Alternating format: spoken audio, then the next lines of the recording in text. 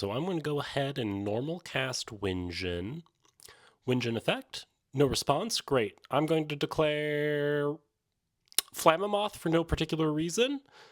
Oh the first foretell, would you look at that? We're going to Tornadogen, baby.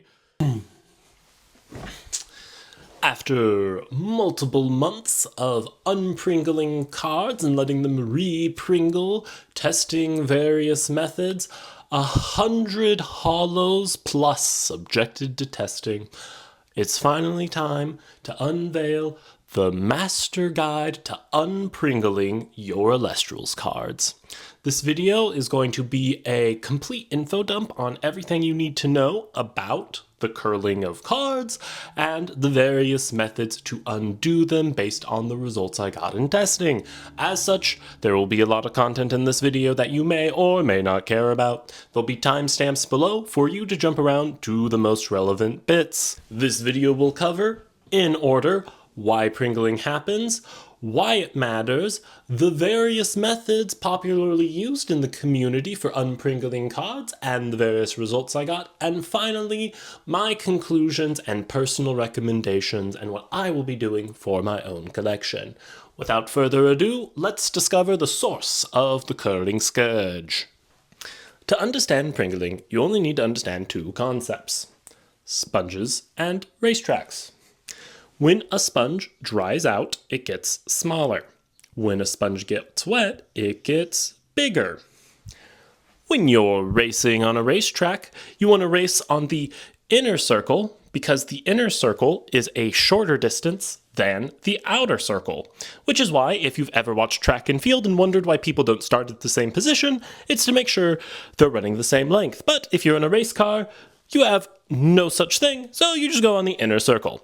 These are the only two concepts you need to understand pringling. In a card, there are two layers if it is a holo. A plasticky holo layer represented in red here, and a cardboard layer represented in blue. The blue cardboard layer acts like a sponge. So when it gets too wet, that bottom layer expands. When it gets too dry, that bottom layer contracts. Now, if you recall our racetracks, these two things are bonded together, which means unless the holo layer literally rips off of the cardboard, the shape of the object has to deform to let these two layers continue to be bonded. In this case, the holo layer is smaller than the cardboard layer, so the holo layer becomes the inside of the racetrack. And you end up with pringling that looks like this, where you make kind of a cup around the image. In the case where the card is too dry, which by the way, this is the most common type of pringling for Elestrals cards, the cardboard layer is shorter, which means that the cardboard layer must become the inside of the racetrack to maintain the bonding of the layers. So this is why pringling happens. This matters because ultimately moisture is the actual cause of the pringling, and depending on what method you're using to fix the card, knowing whether it is too wet or too dry is actually very helpful. Now that we understand why pringling, the next question is, does it really matter for gameplay? The answer is yes. Let's jump into it. So I have here a deck and a Pringled Lavalith. You can tell that the card is too dry. If I take another card and put its back to it, you can see that it bows up like we would expect from a dry card. Now, the most common thing people talk about when they talk about pringling is marked cards, which is that basically if this is on top of your deck, it might be hard to tell in the camera, but you can literally see the bend in the card. It's literally, if I put the deck to the side, you can actually see the gap between the card and the next one because it is pringled. So in this deck, I have two Smoltuga, and I'm going to put them both in the middle of the deck here and leave the Lavalith out for a moment. Let's see how reliably I can cut to the Smoltugas. Now, you can see there's no real gap here, and because the Smoltugas are in the middle, it shouldn't be too hard to try and cut to them. There's a Smoltuga there. Okay, I got a Volcaries there. I got an Ambrosia there. Okay, got the Ambrosia again.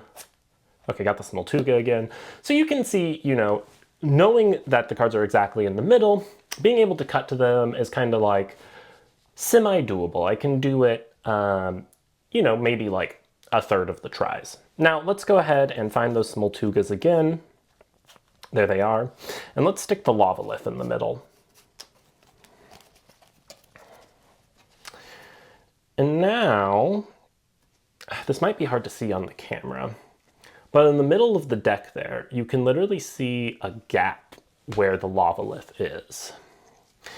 That gap is because the edges of the Lavalith turn up, which means it is very easy to cut to the Lavalith or the cards before and after it.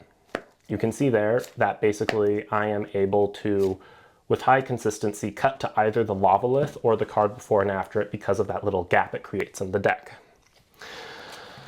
So, Pringling really hurts randomization. Let's go ahead and compare that with a Holo Lavalith full art that I have flattened and fixed.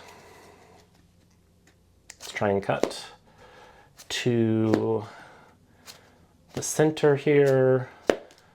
You can see that my success rate for this looks much more like the version where I didn't have a holo in the middle there.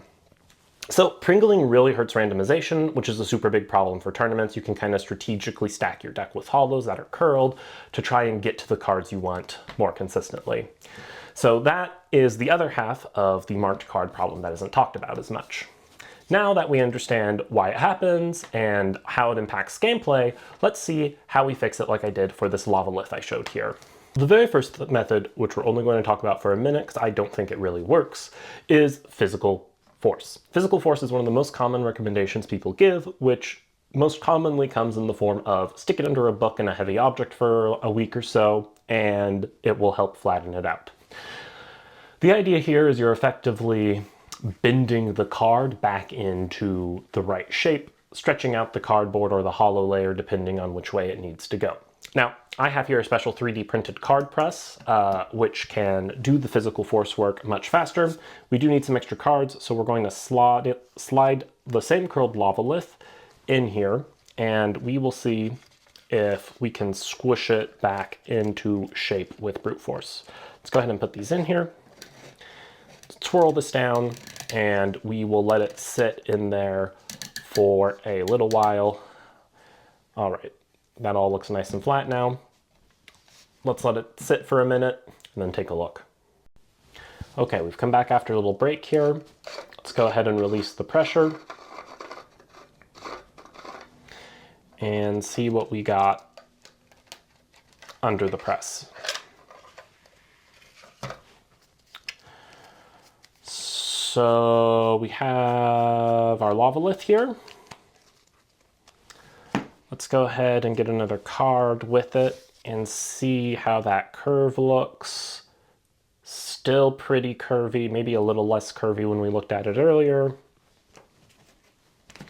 Let's do a little deck check here, see if we can cut to it easy, put it back in the middle. Smoltuga. Oh, I actually got a Volcaries there. That's nice. Another Smoltuga. Lavalith. Smoltuga. So as you can see, this physical force method really does not work very well. It might flatten your cards down a little bit. It's great for a card you've already flattened and you're just trying to get air out of card sleeves or something like that. But this isn't going to uncurl your cards well enough to actually fix them.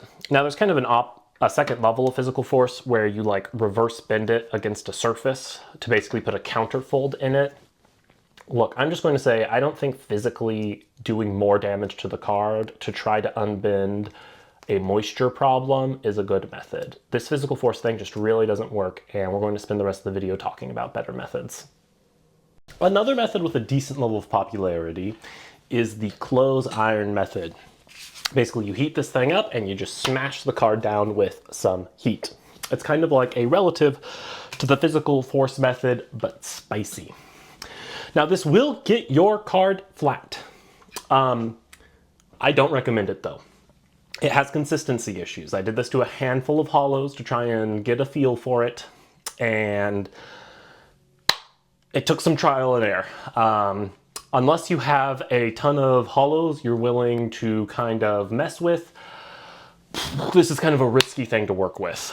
The other big problem with it is even if you fix a holo, because it's ultimately a moisture issue, as moisture changes, the card can recurl. So part of my experiments was letting cards recurl over time and see how they did. The recurl that happens from a clothes iron can be horrendously ugly. Let me show you.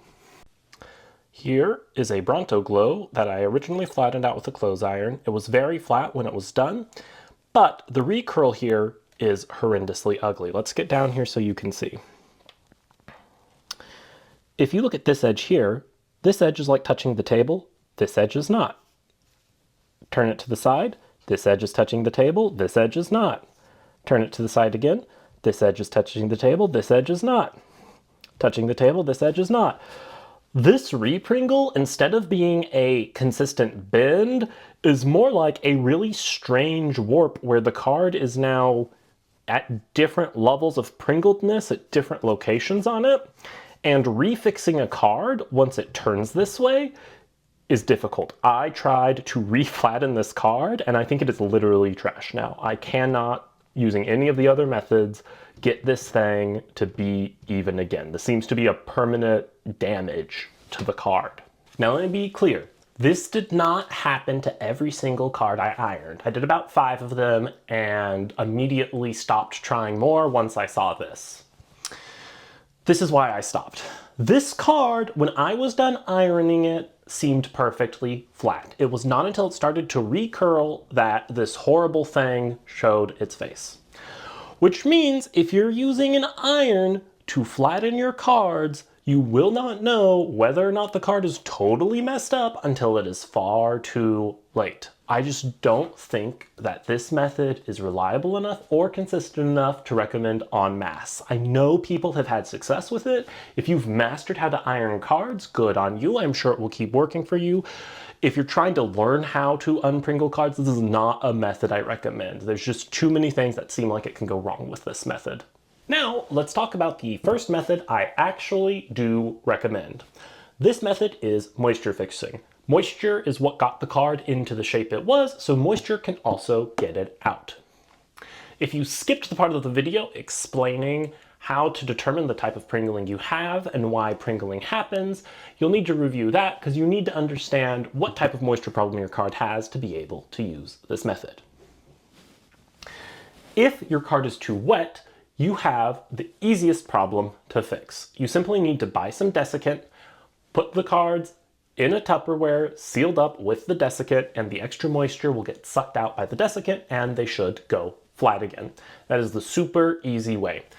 The problem though is that's not usually the problem with Elestrals cards specifically. Elestral cards seem to be printed in a very humid climate, and so when they get to the other various countries that aren't as humid, they dry up and you have the pringling problems that we usually see with Elestral cards, which is the image blowing up.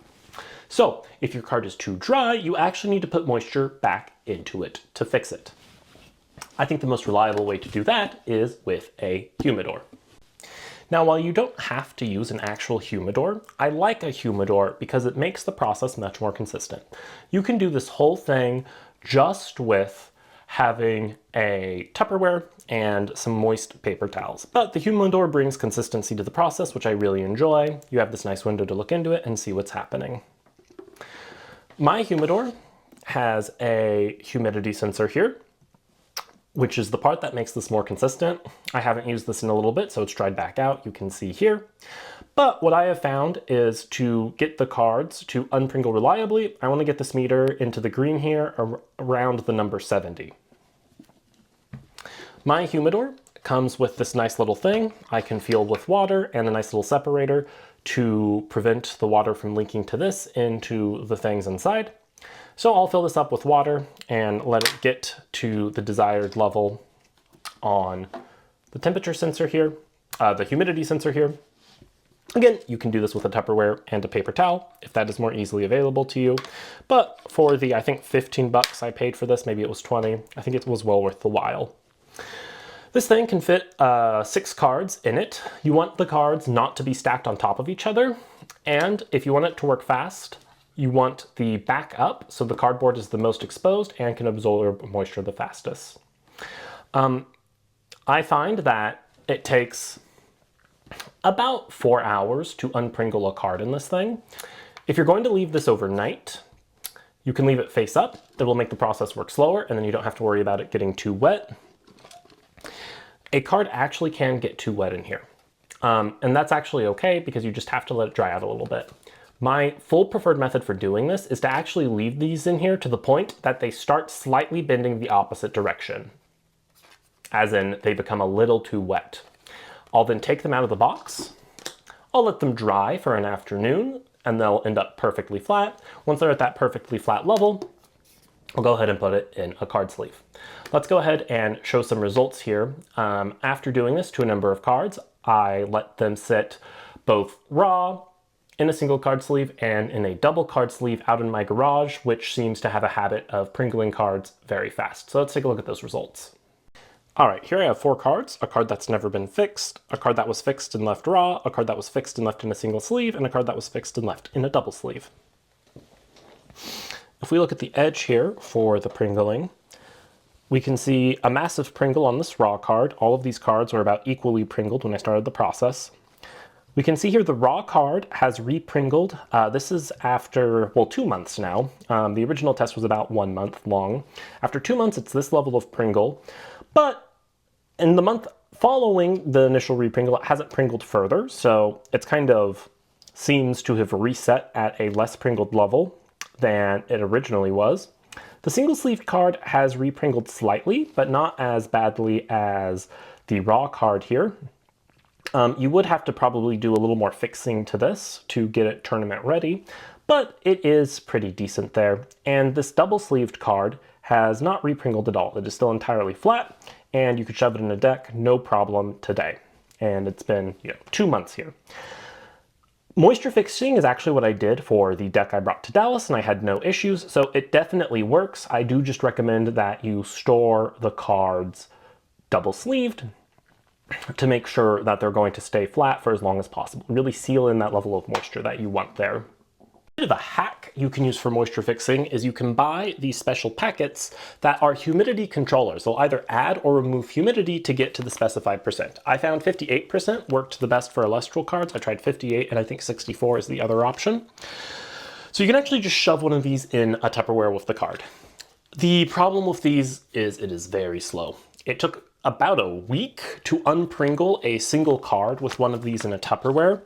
So I'm not sure you really want to use these for the initial unpringling process, but these are a great product if you have a storage system or a deck box and you want to slide one of these in and make sure your cards maintain the right humidity level. Maybe you're traveling for a tournament and you want to make sure the cards don't recurl due to environmental changes, or maybe you have a storage bin with all of your holos in it and you want to shove one of these in here to help prevent a recurl like we see if you've done humidity fixing. So let's talk pros and cons for moisture fixing your cards. The biggest pro is that you're fixing the actual problem. You're not forcing the card to change shapes, you're simply addressing what made it change shapes to begin with. So if you are a collector, you maybe want to maintain resale value on cards, this is going to be the best method because you're not changing anything about the card. The cons is that this method does still re-Pringle. You can double sleeve it, and based on my experience, that's going to maintain it for a long time. But the reality is you're probably going to have to re-moisture fix the cards you want to play on a semi-regular basis. So it is a great method overall. It definitely works, and it will keep your cards good for a decent amount of time. But you have to be willing to accept that you're going to have to do some touch-up and do some maintenance to them from time to time. Even my double-sleeved card, I'm sure 6 months or something from now, if I continued to leave it in my garage, would eventually start to Pringle. Can't exactly seal them in all the way. Now let's jump to the final method, which is the one I will actually be personally using the most often. We're going to use a laminator. We're not going to actually laminate the cards, we're just going to send them through to use the rollers and heat to get them flat. If ironing is the cousin that is spicy for brute force, this is the refined and scientific conclusion of heat and brute force. Let me show you some examples of what this can do, and then I will do a longer tutorial on how to do it because the process is a little more involved than anything else we've talked about so far. These stack of cards that have been in the background of the video are stacks of all holos that I have laminated flat. Look at how flat those decks are compared to this Flammoth. All of these cards, so nice and flat. Let's move this to the side and take a look at this carry off. Look at that perfectly flat edge there, no curling up from the surface. All of these would slot into a deck, absolutely no problem. Now, we are applying force and heat similar to the iron, so the question is, do you get the ugly recurl?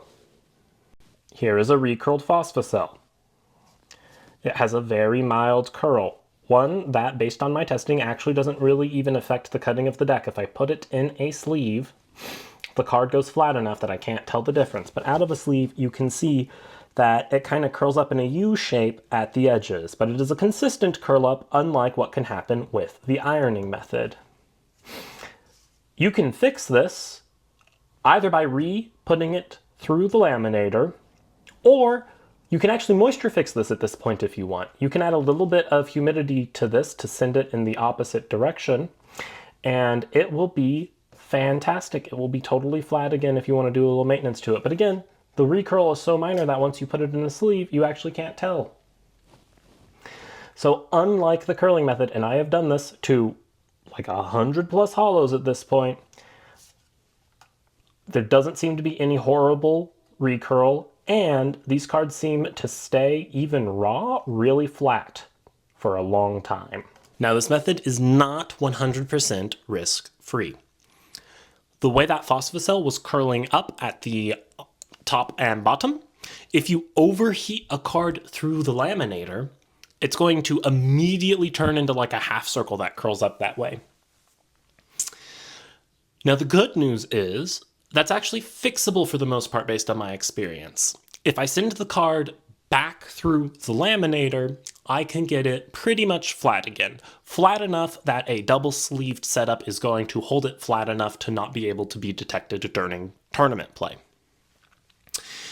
Now, let me show you the full process that I've settled on for doing this after 100 plus cards of laminating. All right, for this process, you're going to need a laminator, scissors, a piece of paper, and a decently thick book. I believe in this process so much, I saved an item from my personal collection, Dratagua number 59, to get it flattened today. We can see there is a bit of a curl to it there, so we are going to get rid of that live right now. The first part of this process is you can't send the card through the laminator raw. It will apply too much heat to it and you'll get the curling problem I talked about. So we're going to send it through with a piece of paper. What you're going to want to do is fold this piece of paper in half, like so. Now you're going to slide the card in there, and there's going to be a bunch of extra space. So you're going to want to take a pair of scissors and go ahead and cut out some of that excess. You can reuse this paper many times. After a while, you might want to change it out, but for the most part, you can just keep reusing this sleeve. On my laminator, I use the 5mm setting, so I'll go ahead and turn it to that, and now I need to wait for it to heat up. Okay, now the green light is on, so the laminator is ready. We have the card in here. We're going to send it through hollow side up, and we're going to send it in sideways. So send it through one time this way. Wait for the laminator to spit it back out.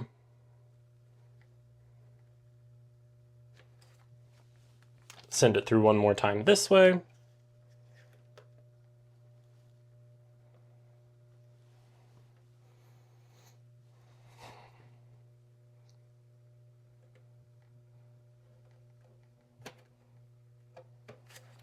Now we're going to open our thick book to approximately the middle here, put in the card, and smush it down. Go ahead and just apply some good pressure to it squeeze it out here. I put a little card sleeve in there as a bookmark so I can turn to the page easy.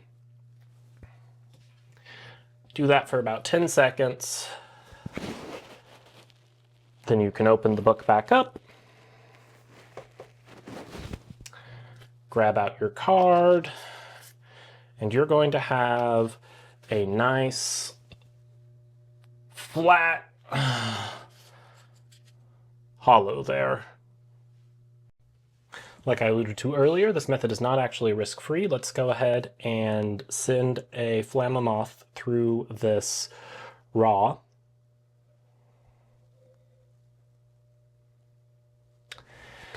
And you can see what happens when something gets overheated by the Laminator.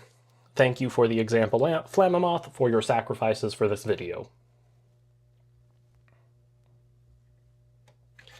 So it comes back out and you can see it bows pretty badly now, like this, cupping the holo. So if I take this and I put it on here, you can see that there is a pretty bad reverse bend to it now.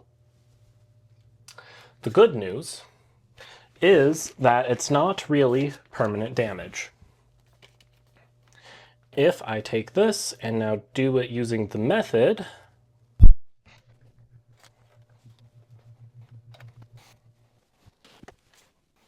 it got reasonably flat again. So let me grab the Bronto Wisp here and put it on. You can see that the card is reasonably flat. It's not quite perfect. You can see a little bend in it there, but flat enough to go into a sleeve again and be totally fine. So unlike the ironing method, it seems really super easy to fix your mistakes here. So what's my final recommendation? Well, that depends on you. For cards you want to play, and you want them to get ready quickly, and you want them to stay that way for a while, laminating's your best bet. As I've said several times in this video already, laminating is what I am going for my personal collection. If you are a collector, you want to maintain the original condition of a card as much as possible, even if you're playing it, or maybe you just want your binder to be more flat. I'm going to recommend the moisture fixing method. I still really like the moisture fixing method, and I might use it from time to time myself still, depending on what my goal for a card is, but it is more time intensive. The biggest pro is that it maintains the initial condition of the card. This takes, I don't know, a couple seconds per card. I can do a stack.